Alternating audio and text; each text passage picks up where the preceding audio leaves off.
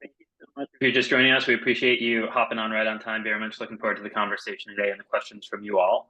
We're just going to dive in another minute or so. I want to give an additional chance for folks to hop in, but thank you.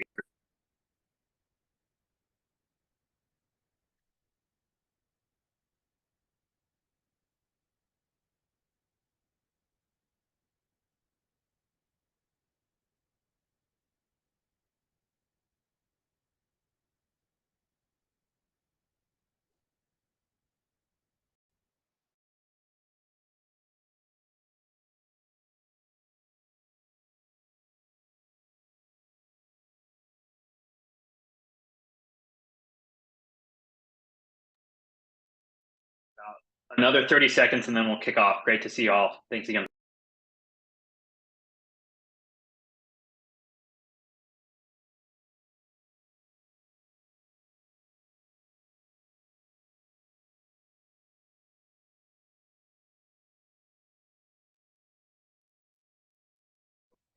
Go ahead and begin. Thank you all again for joining. It's great to see participants on. We so appreciate you being here, and we're definitely leaving time for questions. So please continue to think of questions throughout the webinar, and we'll turn to that at the end. Thanks so much to our panelists for being here, who I'm going to introduce in a minute. Today, as you've seen, and as you know, if you're here joining us, we're going to be discussing the outcome of COP. Not only the outcome of COP looking in the rearview mirror, but also what the outcome of COP means for a look ahead to 2025, what the outcome of COP means as we look ahead to COP30. So we're very excited to hear these insights from our panelists and what it means. The webinar today is co-hosted by the Carbon Business Council, by Rethinking Removals, by the Institute for Responsible Carbon Removal at American University. And our panelists today are global. COP was global in nature, and we're talking about the state of carbon removal, not in any one country, but across the international landscape, what it means as we're continuing to scale up carbon removal in the new year. Logistically, a couple of housekeeping items. As I mentioned, we're going to turn to audience Q&A at the end. There is a chat function, so if you have questions throughout, please drop them in, and we'll get to as many of those as we can, and then we'll open it up for your additional questions at the end. Really, some of our focuses as we're turning to today is just identifying what some of the key outcomes of COP were as it relates to carbon removal, and then, like I said, how do these outcomes set the stage for 2025? So let me begin with introductions, and then I'm going to turn it over to the panelists to introduce themselves a little bit more and share more about their vantage point, ask our panelists a couple of questions about the outcomes of COP, and then open up to all of you for questions. So for those of you who don't know me, I'm Ben Rubin. I'm Executive Director of the Carbon Business Council. We're a nonprofit trade association with more than 100 carbon removal companies from around the world. We had many members on the ground participating in COP, and it was great to see the continued momentum for carbon removal at COP, as well as seeing what else remains and where we've got to go. And joined by several great experts on the call today. We have Gabrielle Walker, who's the Chief Scientist at Curate, as well as the co-founder of Rethinking Removals. Philip Moss is the Chief Investment Officer at ClimeFi. And we have Ingy Johnston, who's a research associate in net zero aligned offsetting at the University of Oxford. Will Burns, who's the co-director at Institute for Responsible Carbon Removal, was going to join us today. He unfortunately can't make it, sends his regards and says hello to everyone. We're sorry to miss him. But we continue to have a great group with these three panelists. So I'm going to go ahead and just ask each of you to introduce yourself. Tell us a little bit more about your vantage point as we dig in. And Gabrielle, I'll ask you to begin, then we'll go to Philip, and then we'll. Okay, thanks so much, Ben, and it's great to be able to have this discussion. We've obviously been having some quite intense conversations about COP and the implications and next year and all the things that are happening. So it's great to be able to bring this into the story. So I'm Gabrielle Walker. I'm co-founder of Rethinking Removals, which is a nonprofit dedicated to accelerating good carbon removals at the pace and scale that the science tells us that we need. And we work on understanding deeply what's needed on the ground. We work with carbon removal suppliers.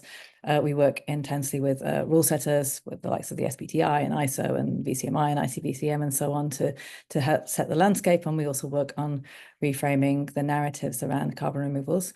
And then with my other hat, I'm Chief Scientist and co-founder of Curate, which is a market maker for carbon removals for profit, where we identify, find due diligence, do the science on projects. We find buyers, we help them work on their net zero plans. They help them engage with the carbon removal space by selling them portfolios of carbon removals. We also make software to facilitate this, and we also do financial instruments and work closely with the financial sector. So we're all around identifying what's needed to get carbon removals in play and providing the products and services that will help companies to do that.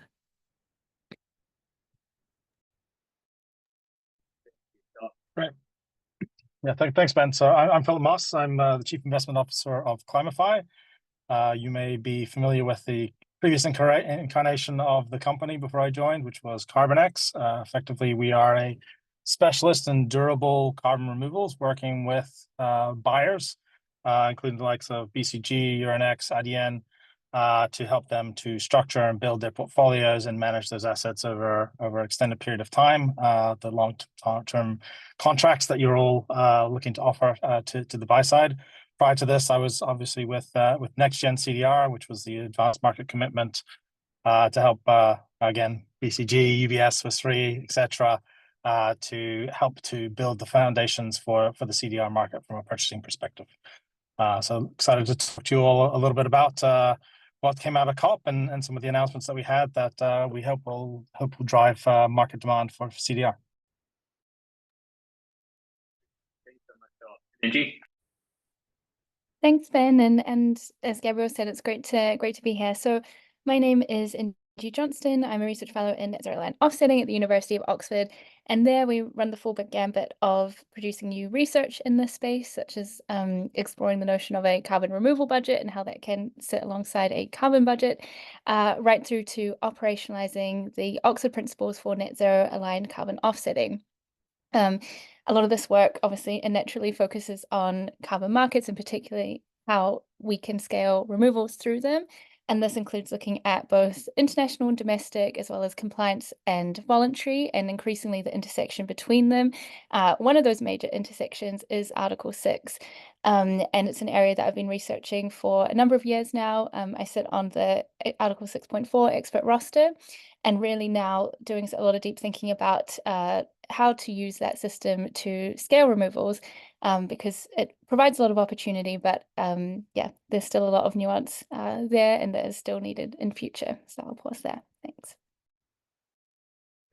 Thank you so much to our panelists for introducing themselves. I think so glad to have the expertise on the line of both the perspective of the private markets and where things are going based on what's happening with policy, but also the opportunity in policy and what's happening at the international level, as well as within NDCs in different countries, as we're thinking about this intersection between COP, carbon removal, what it means as we look ahead. And so great to see so many folks on the line joining us. Thanks so much for being here. And if you're just on, a reminder that we are leaving time for Q&A at the end. You can ask questions in the chat throughout. If you have anything, we'll take note of them, turn to them more at the end, and then we'll let folks take themselves off mute if you want to jump in with anything. So please take note of questions throughout. But now that you've all introduced yourself, I just want to begin, as I mentioned in the beginning, we're not only looking at the rearview mirror of what COP29 means in and of itself, but also what COP29 means as we're looking ahead to 2025.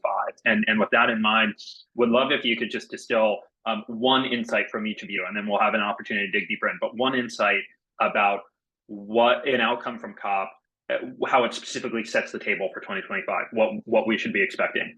So Philip, let's start with you on this, and then we'll go to Angie and Gabrielle.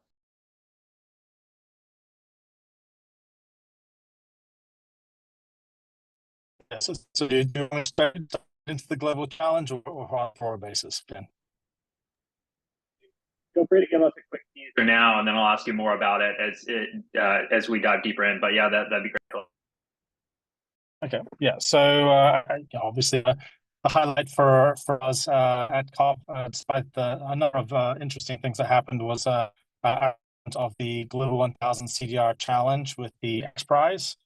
Effectively, this is a challenge to the world's largest companies to buy 1,000 tons of CDR next year in 2025. I can get into a little bit of detail as to why we think this is an important outcome from COP and how we think this will drive the market. It's a little bit of a deviation from a lot of work that's been taking place over the last few years to really try and mobilize capital at scale.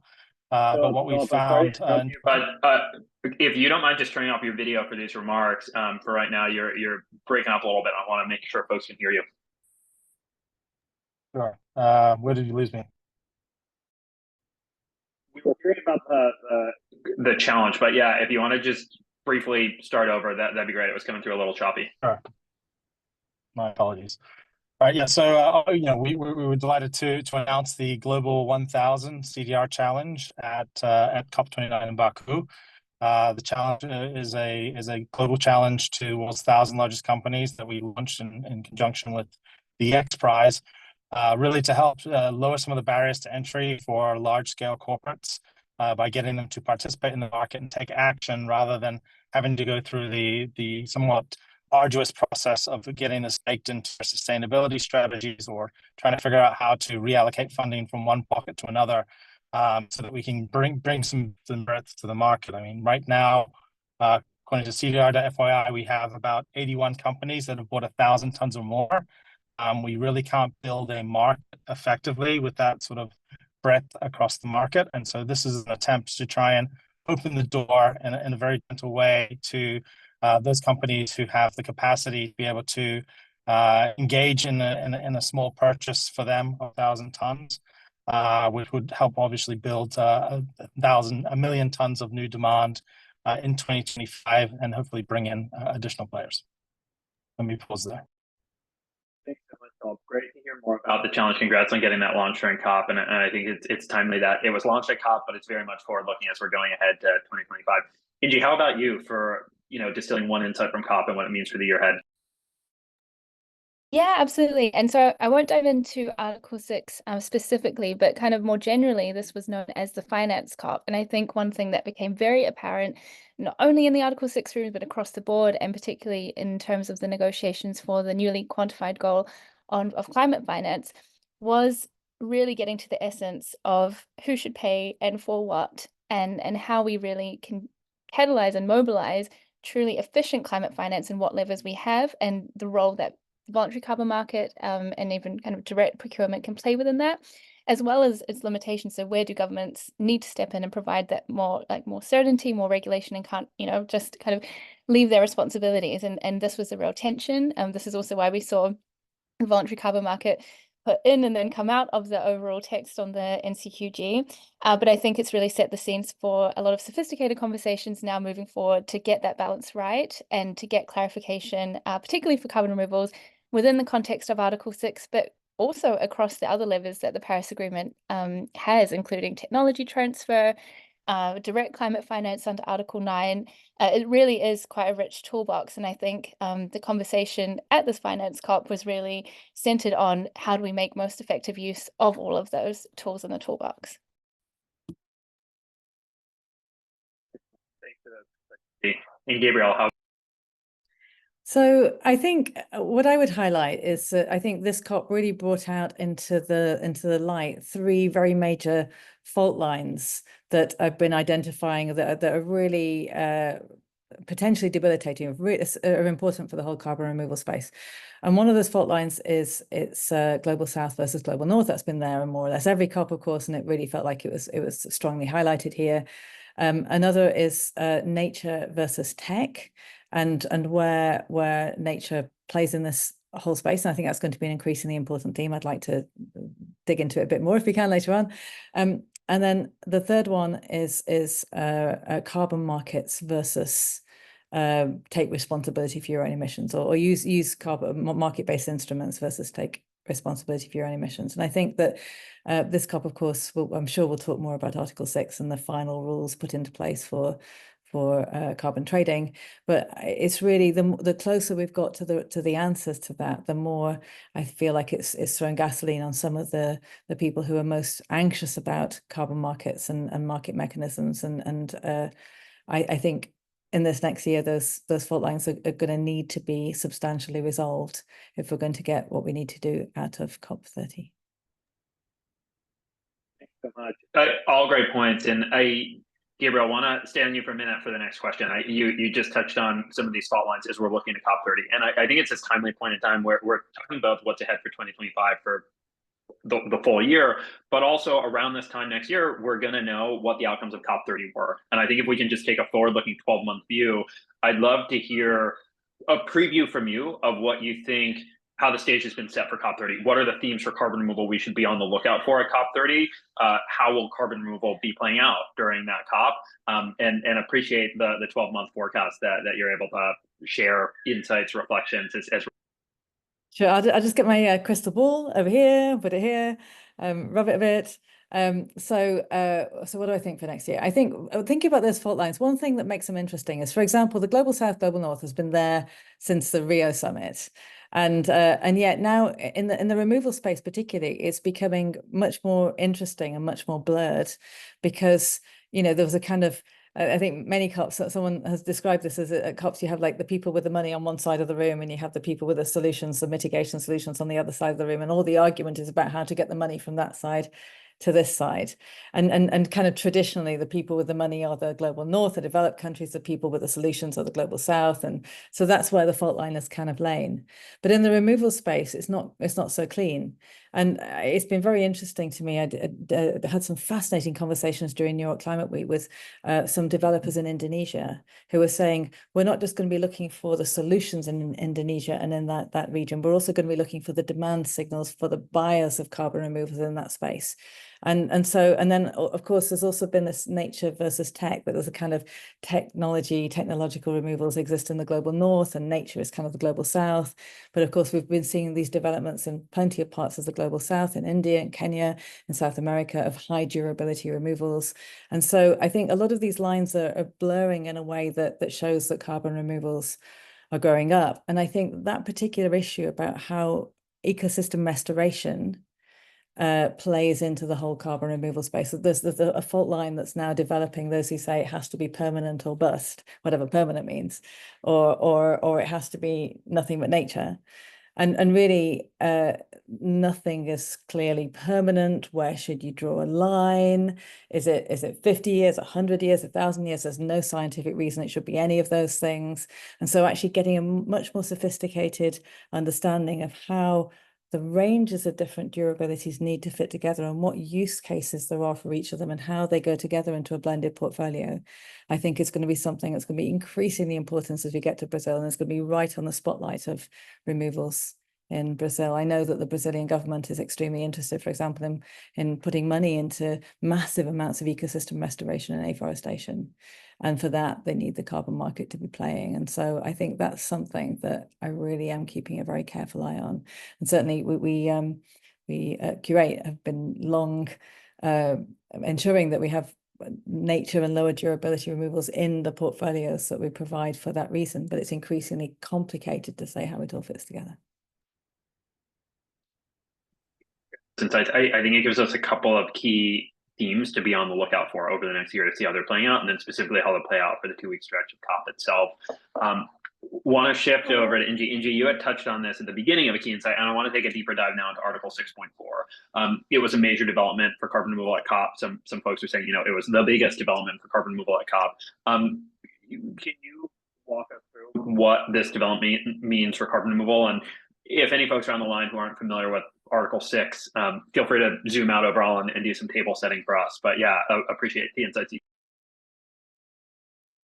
Yeah, absolutely. Happy to. So Article 6 is the piece of the Paris Agreement which offers some voluntary mechanisms to assist in raising ambition.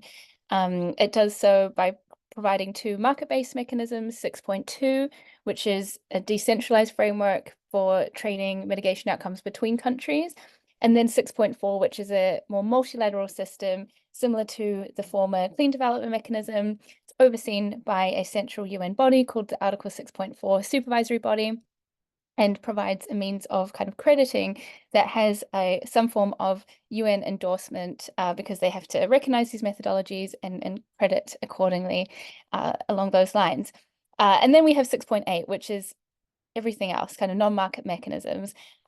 This one tends to be the most uncontroversial because it's also been kind of reduced to kind of information sharing and these kinds of things. So really, when we're talking about Article 6, oftentimes it's focusing in on those market mechanisms, 6.2 and 6.4. Rather confusingly, they're kind of interrelated. So 6.4 operationalization requires 6.2 rules to actually trade mitigation outcomes between countries. Steps forward in both of those domains were taken in Baku, and that's significant because last year in COP28, both items failed to make progress. So in terms of kind of how it could be interpreted as a kind of win for carbon removals, there was specific guidance on removals that was accepted or endorsed by the CMA on the first day of COP. And what that did is set the stage for the final pieces of operationalization needed for 6.4. Really, that was because to set up a kind of centralized mechanism, you need to have a framework to guide how the methodology should be assessed. But they also identified this need regarding removals, but also emission reductions with reversal risk, to identify how to credit those, and especially how to monitor for risk of reversal and make remediation where those occur. And so that was a powerful signal kind of on day one of the COP. But what's quite interesting and I think important is to zoom out and kind of look at where that leaves us in terms of overall Article 6 operationalization, because in many ways the headlines kind of suggested that now is the time we can start to operationalize Article 6. But really, Article 6 has been under operation kind of for several years now, so much so that we've got quite a strong pipeline of developments under both 6.2 and 6.4, so we can get a really good flavor of what's kind of in store in the next coming years as things move more and more, out from the ether that they've been for the last few years. And so yeah, it's important to kind of note that we're not starting from scratch today. We're likely to see issuances from next year under 6.4, but there's actually a kind of quite a big pipeline that has been built up. So for instance, as of mid-November, we have now 97 designated national authorities who are the ones in countries who will be looking after the kind of recommendations as to whether countries should authorize specific units, and that's related to the corresponding adjustments question. So whether these units can and should be traded internationally, or whether they should stay within the country and help that country meet its NDC. We've had a total of 719 projects that have registered interest in utilizing Article 6.4 financing. But sadly for removals, only 21 of them are removal-based projects, and only 2 of those are durable CDR, and those are both biochar projects. But then similarly, we have several countries that have also started to set out participation requirements, so giving much more color to that system of how Article 6.4 will be set up and will manage. And so yeah, I'll kind of leave that as a high level overview to say there were some steps forward. We've got everything needed for operationalization now, but still there's a bit of catch up for removals to do to fully leverage that framework in future. And really helpful overview. And Gabrielle, I see you want to jump in, which is perfect. Yeah, I want to open it up, go to you, Gabrielle, and Philip, if you have anything else after Gabrielle. And Article 6 was a big moment for COP. So I think additional reflections on this before we go to the next questions is great. So Gabrielle, over to you for anything you want to say.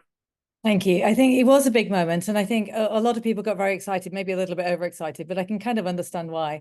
I mean, I think one big picture comment to make, Inge's absolutely the expert, as you've just seen, but as one big picture comment, I think that it was one of the first times, and certainly the first time within the kind of the negotiations and the Paris agreements that carbon removals were explicitly acknowledged by all the governments as being something that needs to be part of the climate suite of climate solutions.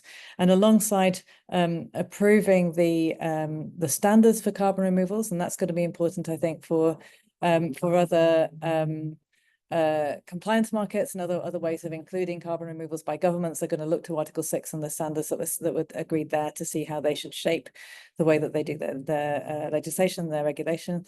And I think on top of that, the methodologies process, which makes it more possible for companies to engage. I think with all of that, it's going to be a long time before Article 6 is really a very big demand driver, before there's a lot of volume going through Article 6 trades. It's going to be years, but it's already a signal to say governments are taking this seriously, and there's a mechanism whereby regions can start to think about how to bring this into their process. And so I just wanted to make those points, that it's not just about exactly how it's going to be used now. It's more as well about the direction that this is pointing in. It's the first big play within the negotiations for carbon removals. I remember back in COP26 when it was hard to get carbon removals even onto the agenda, even talked about by anybody. And now it was heavily there in the negotiating rooms with a positive outcome. So I think that's really something.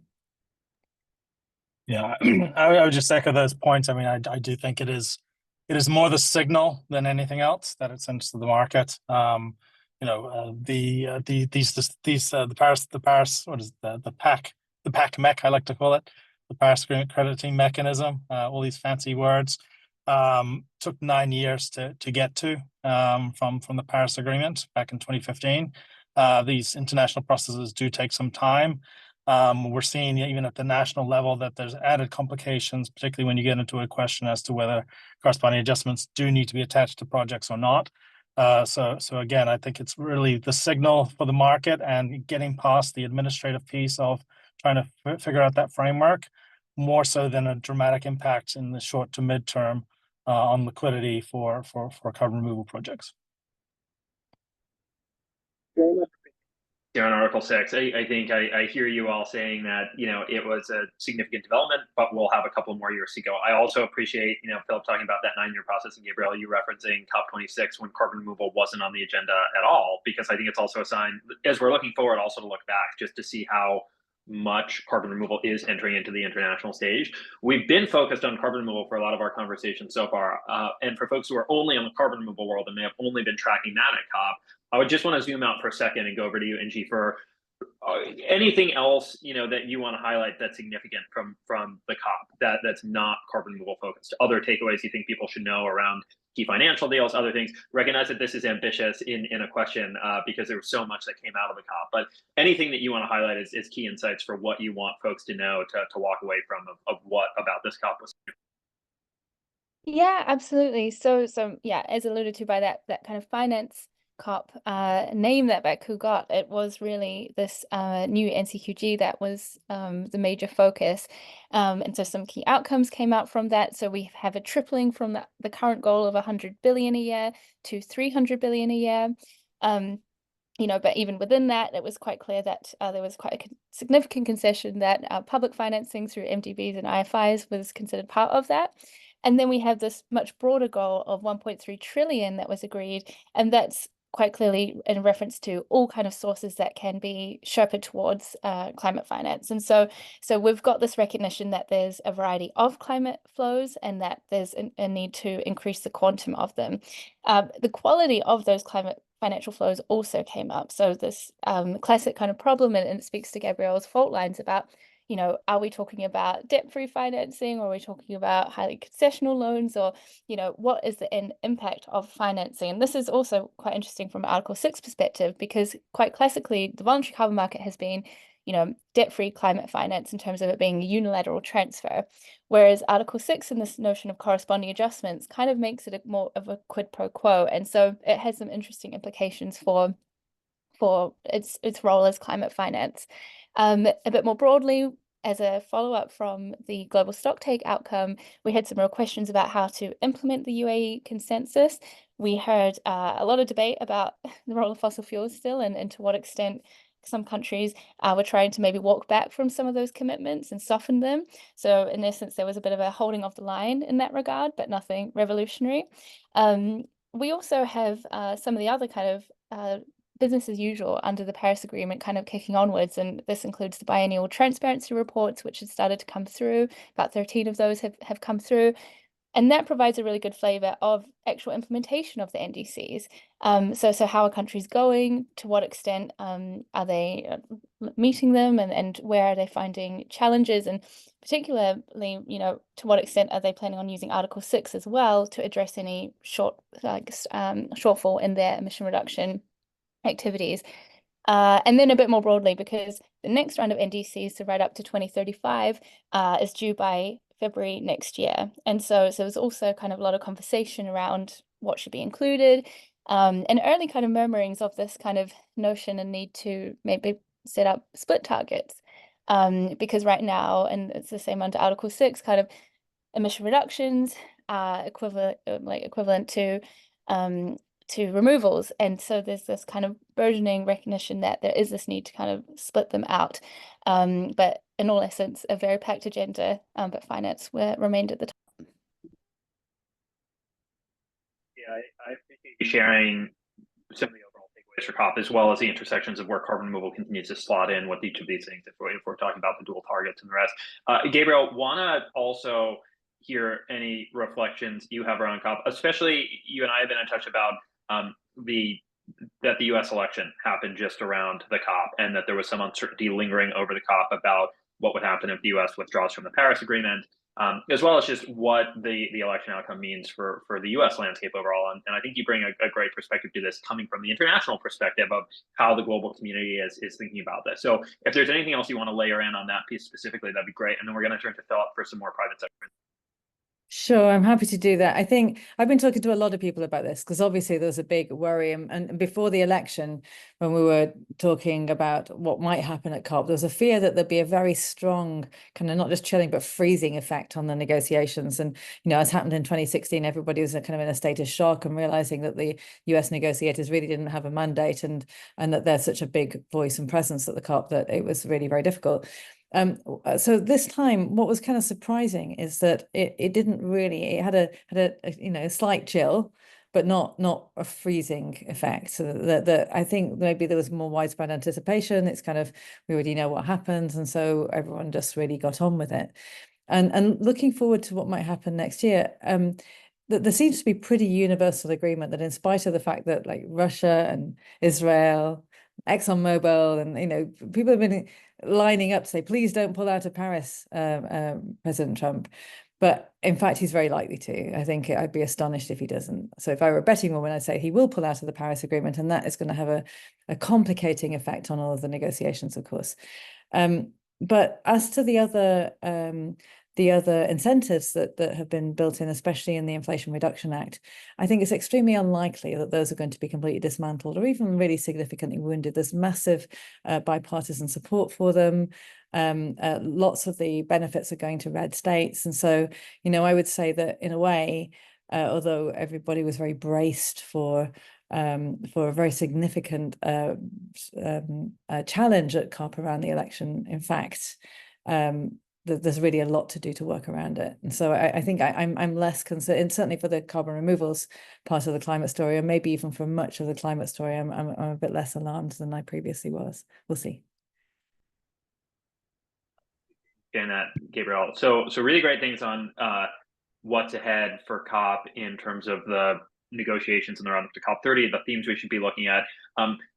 Parallel to COP and directly related to conversations around Article 6 is how the private sector is responding to and thinking about carbon removal, and how Article 6 and the global conversations around NDCs and the rest are driving private sector conversations. And so, Philip, I want to turn to you on this, both to hear how you think the private sector is responding overall to the outcomes of COP. But before we get into those insights, you were telling us a little bit about the global 1000 CDR challenge at the start of the call, and just want to have a deeper dive from you on it, kind of telling us again what the challenge is, why you think the challenge is important and significant, and then we'll do a follow-up question for you around private sector takeaways overall from the COP. But yeah, start by telling us more.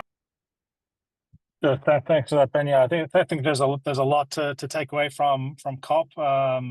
Before I get to the challenge related to the role of the private sector, so a lot of discussion with the corporate sector stepping up in ways that the public sector has struggled to in part due to some of the process that they've encountered.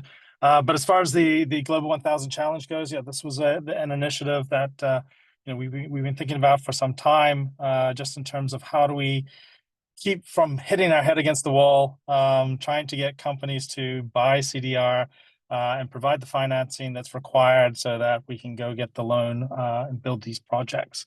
There has been over the last few years a little bit of inertia from a number of companies. I know we've had an initial influx of new companies when NextGen and Frontier came into the market back in 2022.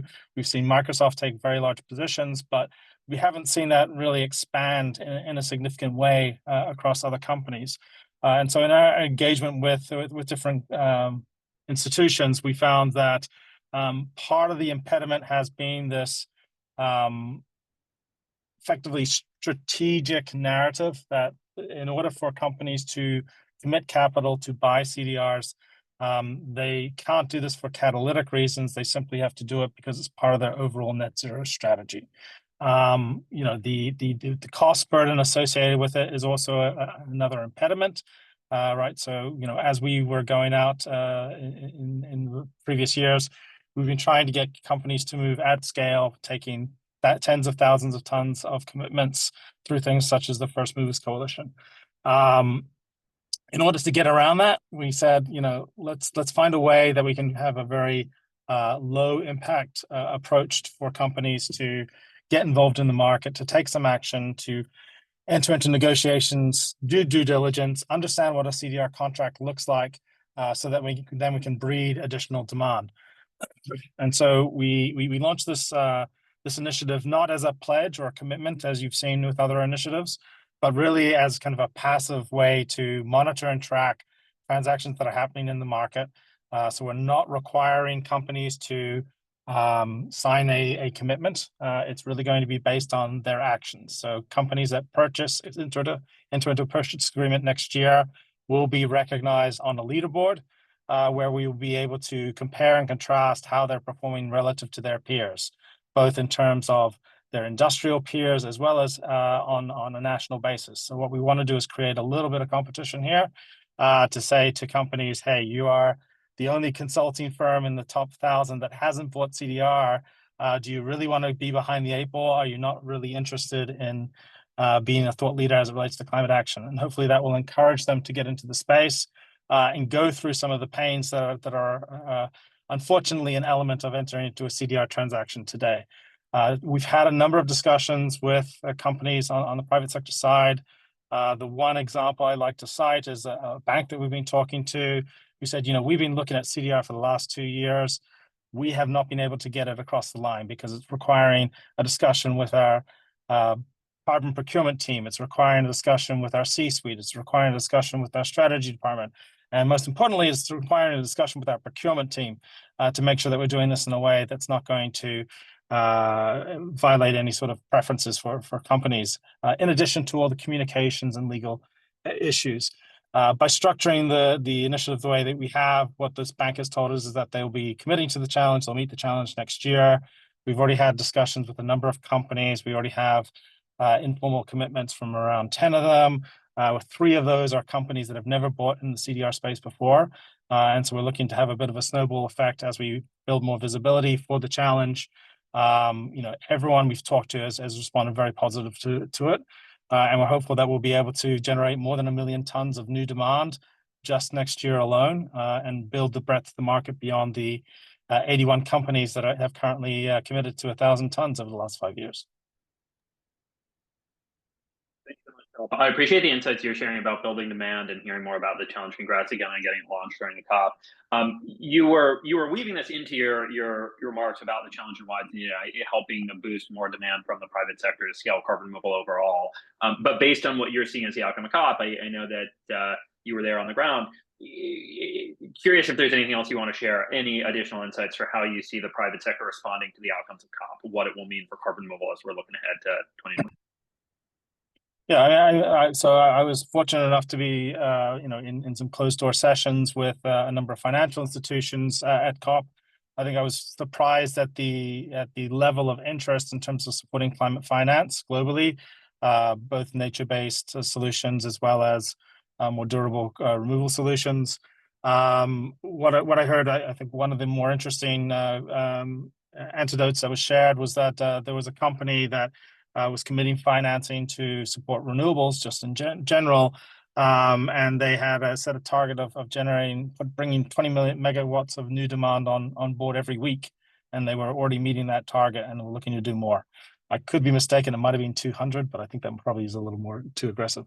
So I think what we've seen is that there are corporates that are willing to step up in a big way.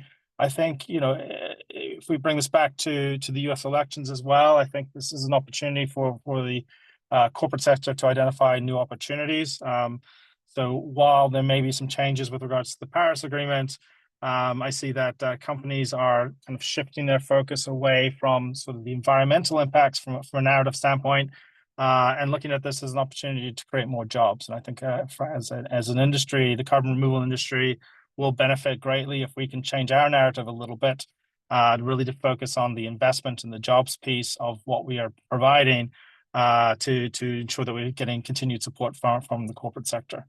So basically, I see there are a lot of rays of hope shining through.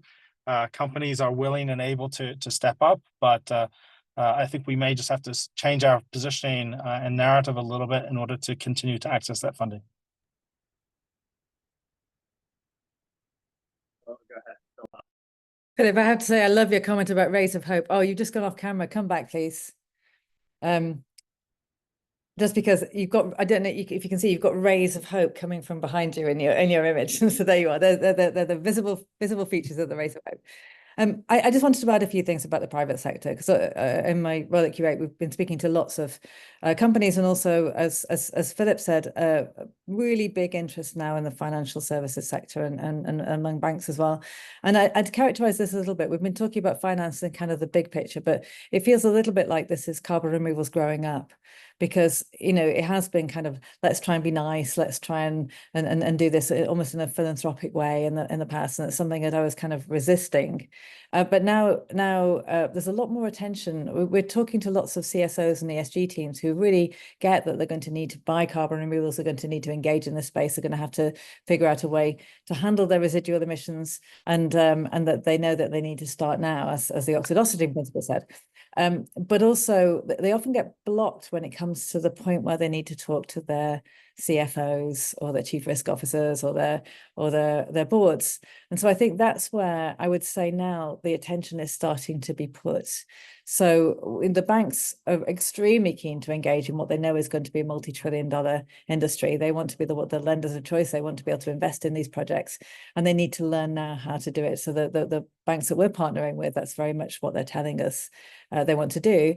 And at the same time, I think this whole sharper, more business orientated language. What do you need to say to your CFO? This is actually about managing risk. It's also about identifying opportunities. It's about turning future liabilities into assets. And I think we're going to see a lot more of that kind of language and a lot more of that kind of thinking as we go into 2025 and beyond.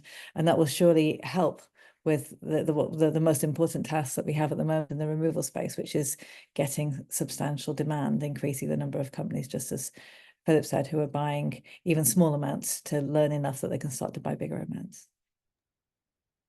I appreciate you layering that in. And I think I want to build on what you were just saying, Gabrielle, and what Philip was saying, just to transition to this question from each of you, as we're synthesizing all of this, I hear certain points of commonality coming across of the time that Article 6 will take to be fully operational, but also what it can do to catalyze demand. And that demand is coming up as a theme across the board, that we want to see more demand in 2025, we want to see more demand in 2026. We just want to open it up for any final reflections you want to offer about what we should expect, about what's ahead for carbon removal in 2025, with COP as one of the most significant springboards going into 2025, the way that carbon removal played out during COP. How is that going to carry us through? What should we be expecting? Feel free to comment here of just underscoring anything that has already surfaced in the discussion. If you want to use this to bring a new element into the conversation that we haven't surfaced yet, please feel free to do that. And I know that we've been talking about the financing angles of the COP, but if there's anything we want to be talking about, offering insights on about the financing aspects of carbon removal, who will be paying for carbon removal in the new year, what it might mean for COP30. This is just a catch-all for you all to offer your closing reflections. Once you do, we've seen several questions come into the chat so far. This is a good time for the audience to drop additional questions into the chat as you have them. And we will also be inviting folks to raise up their hand, unmute themselves to ask a question directly, so we can have more interactivity. So as our panelists are offering their closing reflections, certainly invite all of our audience members, and it's great to see so many people on the line who have been joining us for the last 45 minutes. So appreciate you being here with us today. Great time for you to be thinking of the questions you want to ask and get to. So closing reflections, what should we be looking at for carbon removal in 2025? Inji, we'll go over to you, then Philip, and we'll close with you. Thanks, Ben. So building off Gabrielle's comments about, this being the time that we've recognized that removals play a really important role, I think over the next year we'll be recognizing that they play a distinct role from emission reduction, getting much more knowledge around the role that they can play and what enabling conditions they need to realize that potential. And so I'm hopeful that we'll see that manifestation in kind of national strategies, but also, you know, flowing right down to the corporate inventory and kind of how they develop their own procurement strategies. So I think if this year has been about getting them on the table, next year will be about kind of you know, separating them out on that table and ensuring that they have the right enabling conditions as well.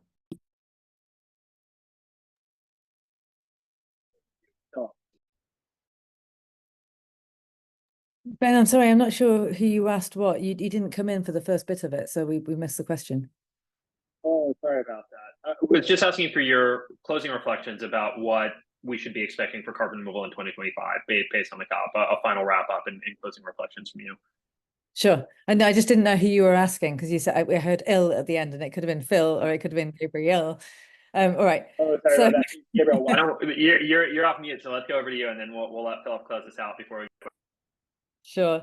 I think this is the year where a couple of important things need to happen. First of all, I think more, I already said this is a little bit like carbon removals growing up, but we're going to see more of kind of grown-up conversations about how removals need to play into company strategies, how chief financial officers need to be thinking about them, how chief risk officers need to be thinking about them, how they can come into accountancy. I've had some fascinating and important discussions with people from all of the big four talking about how if you're a company and you have a net zero plan, but you haven't actually put aside any money or resources, or you haven't actually figured out how you're going to make sure you have access to supply for the removals part of the plan, then you don't have a plan and that you're not going to get it past an audit.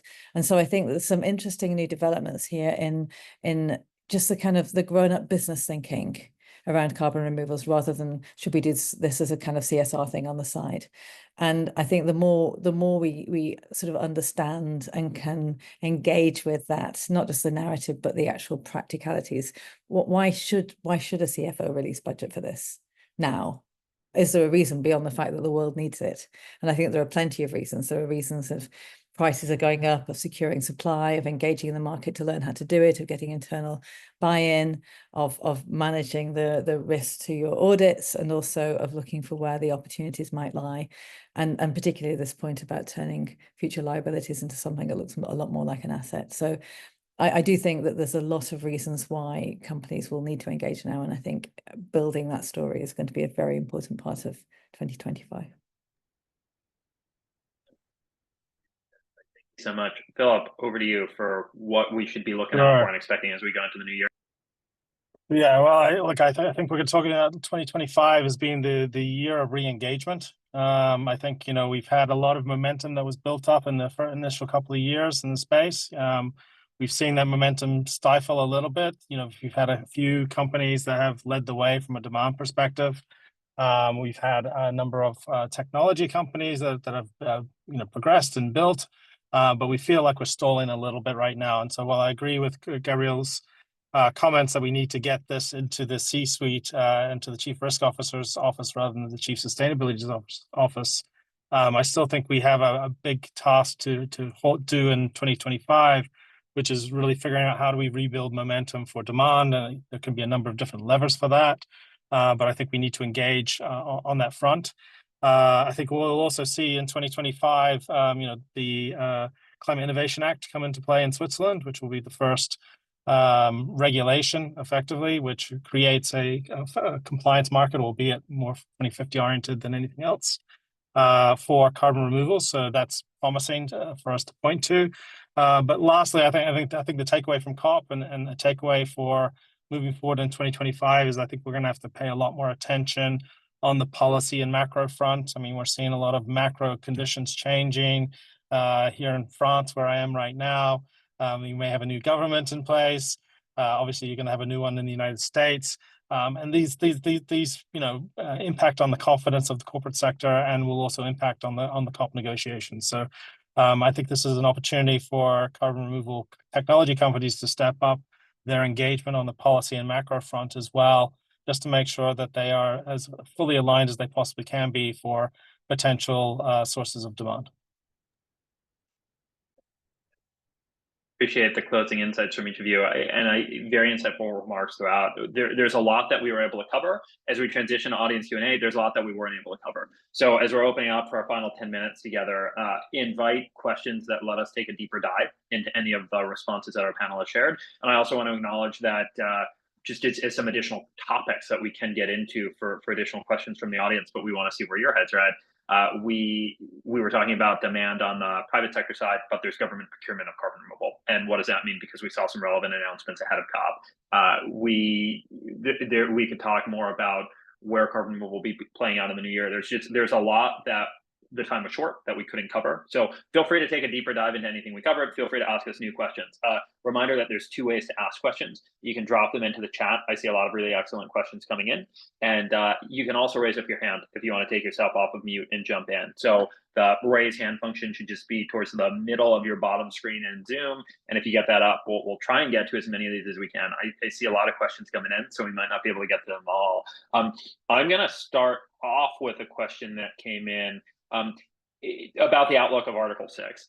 We were talking about Article 6 throughout the conversation about what it means, that it will be multi-year. The question is specifically about the outlook for Article 6.0, Article 6 under the Trump administration. But I think it's also interesting to just comment on the commentary on Article 6 overall. How significant will it be for us as we're looking ahead for carbon removal? Because you were all saying it's going to be multi-year, not only for 2025, but what do you see Article 6 doing for removals overall?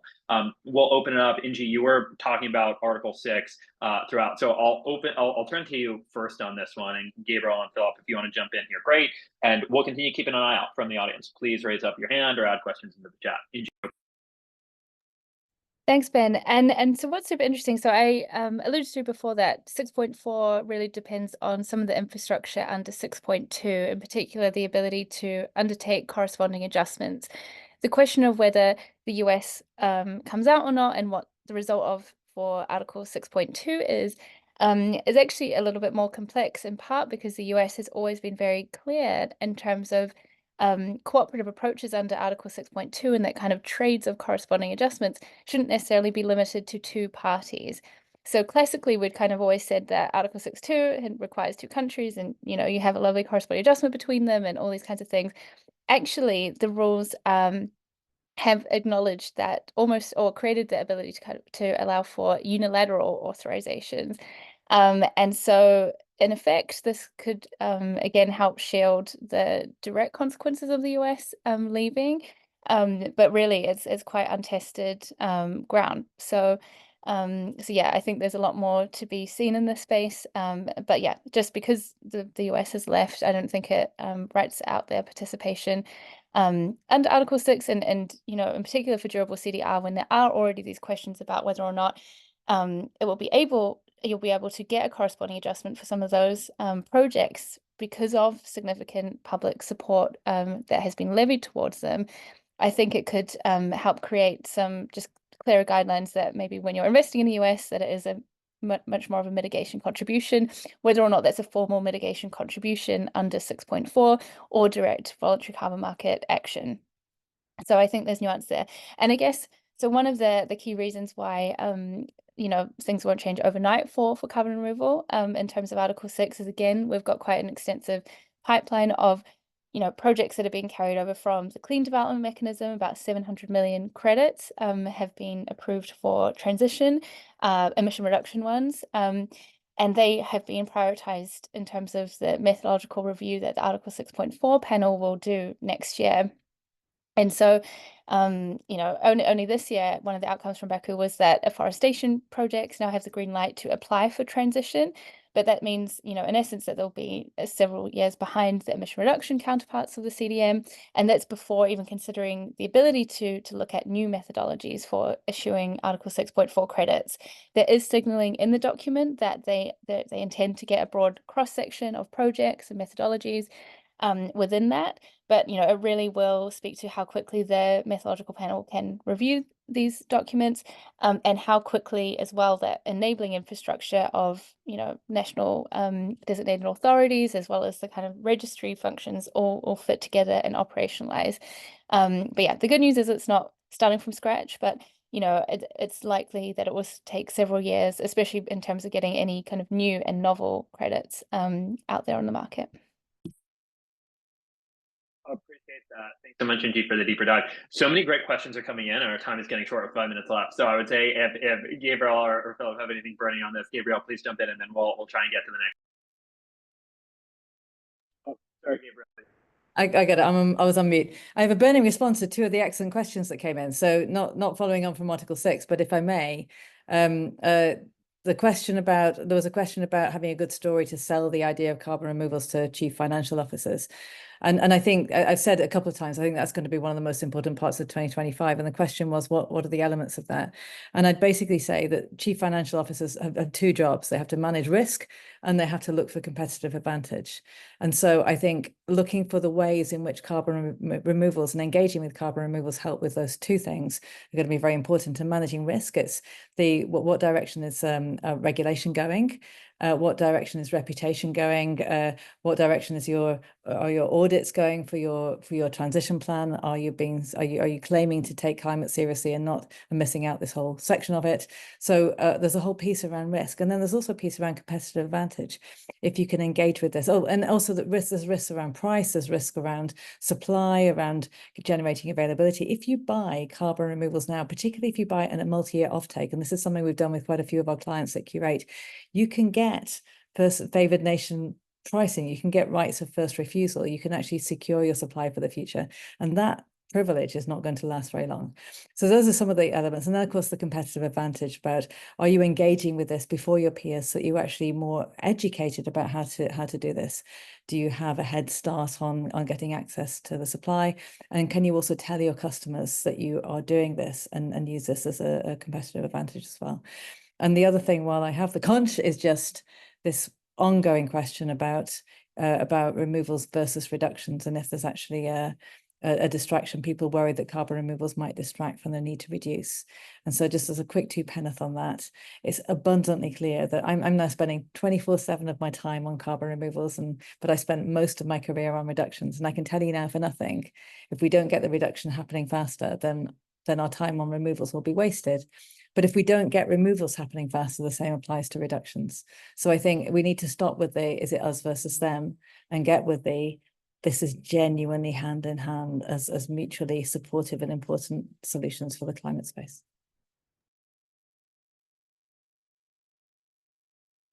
I appreciate that question coming in, and I appreciate your answer. So much of our conversation was focused specifically on carbon removal, but zooming out to remind all of our participants today that we're talking about removals and reductions in tandem and how both can move forward, I think is an important point. So that's a great one to close us out on, and a reminder that as we're talking about scaling carbon removal in 2025, we're talking about overall economic benefits of climate in 2025. As Philip was mentioning, we're talking about multiple pillars of climate action moving forward. I just appreciate all of the insights from you all throughout the hour that we had together. Folks stayed on with us for the full hour, which I take as a sign that folks were really engaged. And I'll just echo some comments that went into the chat too, not questions, but just people thanking our panelists for their insights, saying that they found the content very interesting. So thank you so much to our panelists for joining. Thanks so much to everyone who joined us today. Several questions came in. I see hands raised. We're coming up on the hour, so we're not going to be able to get to all of them, but feel free to reach out to us by email if you have follow-up questions. We can work to answer them as a follow-up. And just want to close with lifting up a point that Philip had made about rays of hope for scaling carbon removal as we go into 2025. I think there's a lot for us to look forward to. I think we're going to see a lot of momentum in the new year. So thank you all for sharing these insights. Thank you all so much for joining us. Hope everybody has a great rest of the day. Take care.